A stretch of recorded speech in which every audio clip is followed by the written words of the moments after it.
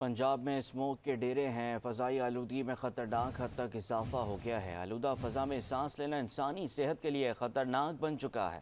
صوبائی دارالحکومت لاہور آلودگی کے اعتبار سے دنیا میں آج بھی پہلے نمبر پر براجمان ہے۔ گرین لاک ڈاؤن کے باوجود ایئر کوالٹی انڈیکس 700 سے تجاوز کر چکا ہے۔ شہر کے متعدد علاقوں میں ایئر کوالٹی انڈیکس 1000 سے بھی اوپر چلا گیا ہے۔ اس کے علاوہ ملتان میں بھی فضائی آلودگی اس وقت خطرناک صورتحال اختیار کر چکی ہے اور شہر کے کئی علاقے شدید اسموک کی لپیٹ میں ہیں۔ AQI 1487 ریکارڈ کیا گیا۔ ماہرین صحت کا کہنا ہے کہ اسموک کے باعث آنکھوں اور گلے کے انفیکشن کے کیسز میں اضافہ ہوا ہے۔ ایک ماہ میں 1 لاکھ سے زائد شہری متاثر ہوئے۔ محکمہ موسمیات کے مطابق اگلے 10 روز اسموک کی صورتحال ایسے ہی رہے گی۔ محکمہ مالیات کے مطابق اسموک سے لاہور، شیخوپور اور ملتان سب سے زیادہ متاثر ہوئے۔